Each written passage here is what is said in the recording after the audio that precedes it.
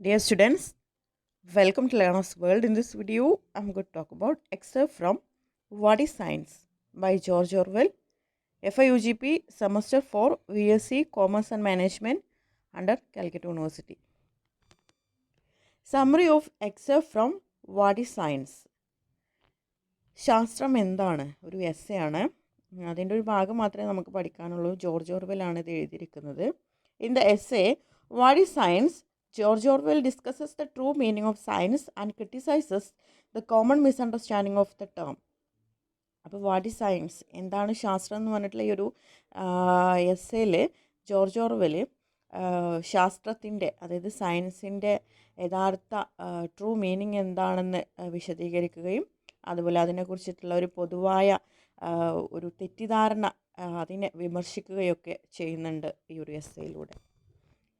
He explains that science is often wrongly believed to mean only subjects like physics, chemistry, or biology, which involve laboratories, experiments, machines, and instruments. അപ്പോൾ അദ്ദേഹം വിശദീകരിക്കുന്നുണ്ട് സയൻസിനെ കുറിച്ചിട്ട്, സയൻസിൻ്റെ യഥാർത്ഥ അർത്ഥത്തെക്കുറിച്ചിട്ടുള്ള ഒരു തെറ്റായ ധാരണ ഉണ്ട്. അതായത്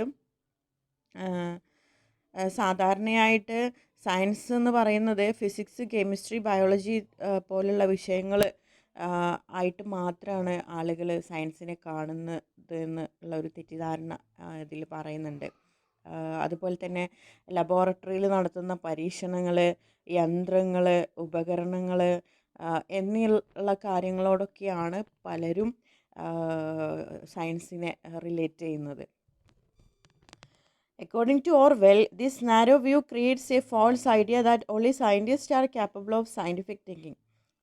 ജോർജ് ഓർവെലിൻ്റെ അഭിപ്രായത്തിൽ ഈ ഒരു കാഴ്ചപ്പാട്, ഈ ഒരു ചുരുങ്ങിയ കാഴ്ചപ്പാട് ശാസ്ത്രീയമായിട്ട് ചിന്തിക്കാൻ ശാസ്ത്രജ്ഞർക്ക് മാത്രമേ കഴിയൂ എന്ന ഒരു തെറ്റായ ധാരണ സൃഷ്ടിക്കുന്നുണ്ട് എന്നാണ് പറയുന്നത്.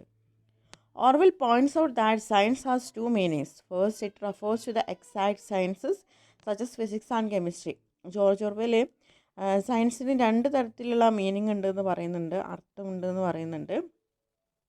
ഒന്ന്, ഫിസിക്സ്, കെമിസ്ട്രി പോലുള്ള വിഷയങ്ങൾ സയൻസിൽ വരുന്നുണ്ട്. Second and more importantly it refers to method of thinking, a rational, logical and objective way of understanding the world. രണ്ടാമത്തെ സയൻസിൻ്റെ മീനിങ് എന്ന് പറയുന്നത് വളരെ ഇമ്പോർട്ടൻ്റ് ആയിട്ടുള്ള ഒന്നാണ്. ശാസ്ത്രം എന്ന് പറയുന്നത് ഒരു ചിന്താരീതിയാണെന്ന് പറയുന്നുണ്ട്, ഒരു മെത്തേഡ് ഓഫ് തിങ്കിങ് ആണെന്ന് പറയുന്നുണ്ട്. അതായത് റാഷണലായിട്ടും ലോജിക്കലായിട്ടും ഒബ്ജക്റ്റീവായിട്ടും ഈ ലോകത്തെ മനസ്സിലാക്കാനുള്ള ഒരു ചിന്താരീതിയാണ് സയൻസ് എന്ന് പറയുന്നുണ്ട്. അതായത് യുക്തിപരമായും വസ്തുതകളുടെ അടിസ്ഥാനത്തിൽ ചിന്തിക്കുന്ന ഒരു രീതിയാണ് ശാസ്ത്രം എന്ന് പറയുന്നുണ്ട്. True science, Orwell argues, is not about memorizing facts or using machines, but about questioning, reasoning, and accepting evidence even when it challenges personal beliefs. അതായത് ട്രൂ സയൻസ് എന്ന് പറയുന്നത്, അതായത് യഥാർത്ഥ ശാസ്ത്രം എന്ന് പറയുന്നത്, അതിൻ്റെ മീനിങ് എന്ന് പറയുന്നത് ഒരു വെറും വിവരങ്ങളോ യന്ത്രങ്ങളോ അല്ല എന്നാണ് പറയുന്നത്. അതായത് ഫാക്ട്സും അതുപോലെ മെഷീൻസ് യൂസ് ചെയ്തിട്ടും കാര്യങ്ങൾ മെമ്മറൈസ് ചെയ്യുന്നതും മാത്രമല്ല, കാര്യങ്ങൾ ഫാക്ട്സുകൾ, വിവരങ്ങൾ ഓർത്തെടുക്കുന്നതൊന്നും മാത്രമല്ല സയൻസ് എന്ന് പറയുന്നത്. അതിലുപരിയായിട്ട് ചോദ്യം ചെയ്യാൻ, questioning, reasoning and accepting evidence, ചോദ്യം ചെയ്യാനും തെളിവുകൾ അംഗീകരിക്കാനും അതുപോലെ വ്യക്തിപരമായിട്ടുള്ള വിശ്വാസങ്ങൾക്കെതിരെ വന്നാലും സത്യത്തെ സ്വീകരിക്കാനുള്ള ഒരു മനോഭാവമാണ്. അതായത് പേഴ്സണൽ ബിലീഫിനെ ചലഞ്ച് ചെയ്യുന്ന തരത്തിലുള്ള കാര്യങ്ങളൊക്കെ വന്നാലും അവിടെ സത്യത്തെ തെളിവോടുകൂടി ആക്സെപ്റ്റ് ചെയ്യാനുള്ള ഒരു മനോഭാവമാണ് സയൻസ് എന്നാണ് പറയുന്നത്. He criticizes the idea that scientists are naturally more intelligent or morally superior to others. അദ്ദേഹം പിന്നീട് വിമർശിക്കുന്നുണ്ട്. അതായത് സയൻറ്റിസ്റ്റാണ് കൂടുതൽ ഇൻ്റലിജൻ്റ് ആയിട്ടുള്ള ആളുകൾ, ശാസ്ത്രജ്ഞരെ മറ്റുള്ളവരേക്കാൾ ബുദ്ധിമാന്മാരാണ്, അതുപോലെ അവർ മോറലി സുപ്പീരിയറാണ്, ധാർമ്മികപരമായിട്ടൊക്കെ അവർ മുൻപന്തിയിലാണ് എന്നുള്ള ഒരു ആശയത്തെ ജോർജ് ഓർവെൽ ശക്തമായിട്ട് വിമർശിക്കുന്നുണ്ട്. Orwell shows that many scientist have supported nationalism and even dangerous political systems. അദ്ദേഹം അതിനെ ഒരു കാര്യം നമ്മളോട് പറയുന്നുണ്ട്. അതായത് നമ്മളൊരു വിശ്വാസമാണ്, സയൻറ്റിസ്റ്റുകളാണ് ഇൻ്റലക്ച്വലി സുപ്പീരിയർ ആയിട്ടുള്ളത്, മോറലി സുപ്പീരിയർ ആയിട്ടുള്ളത്. പക്ഷേ ആ ഒരു ആശയത്തെ ജോർജ് ഓർവെൽ വിമർശിക്കുകയാണ്.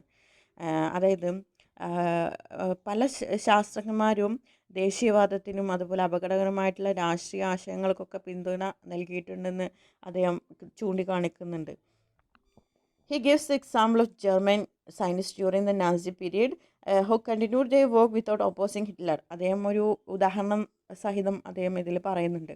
അതായത് നാസി ഭരണകാലത്ത് ജർമ്മൻ ശാസ്ത്രജ്ഞർ എന്ത് ചെയ്തിട്ടുണ്ടായിരുന്നു, ഹിറ്റ്ലറിനെ എതിർത്തിട്ടില്ല എന്നുള്ളൊരു ഉദാഹരണം അദ്ദേഹം ഇവിടെ അവതരിപ്പിക്കുന്നുണ്ട്. ഇതിലൂടെ ശാസ്ത്രീയ പരിശീലനം മാത്രം ഒരാളെ മോറലി അല്ലെങ്കിൽ ധാർമ്മികപരമായിട്ട് ധാർമ്മികതയുള്ളവനാണെന്ന് നമുക്ക് പറയാൻ കഴിയില്ല എന്ന് അദ്ദേഹം ഇതിലൂടെ പറയുന്നുണ്ട്.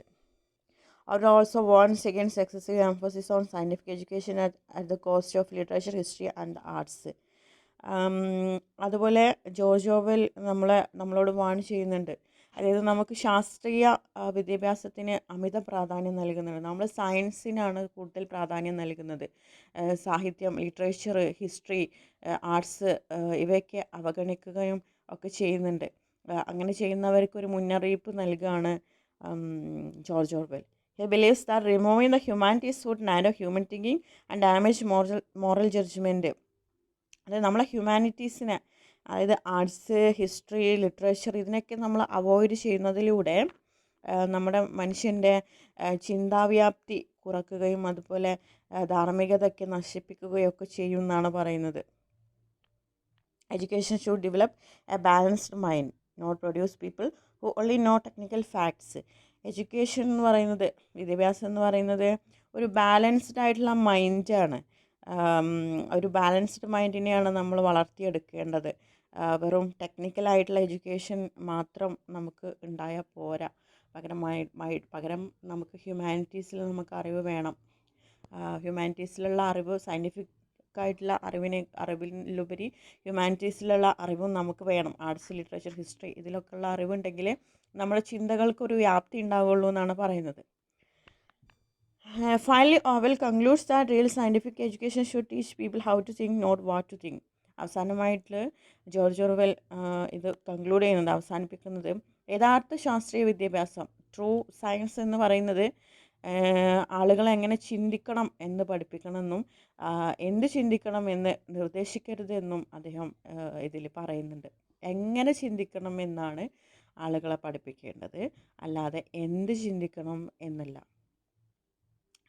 Science should encourage scepticism, honesty, open mindedness and intellectual courage. അതോടൊപ്പം അദ്ദേഹം പറയുന്നുണ്ട് സയൻസ് ഷുഡ് എൻകറേജ്, അതായത് സ്കെപ്റ്റിസിസം, സംശയം, അതുപോലെ ഓണസ്റ്റി, സത്യസന്ധത, കറേജ്, ധൈര്യം എന്നിവയാണ് ഒരു സയൻസിൻ്റെ അടിസ്ഥാനം എന്ന് പറയുന്നത്. അതിനെ എൻകറേജ് ചെയ്യണം science. Anyone, whether a poet, journalist or ordinary citizen, can think scientifically if they approach problems with reason and objectivity. അതായത് ഒരു പോയിറ്റായാലും ഒരു കവിയായാലും ജേർണലിസ്റ്റ്, പത്രപ്രവർത്തകനായാലും അല്ലെങ്കിൽ ഒരു ഓർഡിനറി സിറ്റിസൺ, ഒരു സാധാരണ പൗരനായാലും യുക്തിപരമായിട്ട് ചിന്തിക്കുന്ന ഏവർക്കും ശാസ്ത്രീയമായിട്ട് ചിന്തിക്കാം എന്നാണ് പറയുന്നത്. ഓക്കെ, അങ്ങനെയാണ് ഇത് ഈ എസ്സേ അവസാനിപ്പിക്കുന്നത്.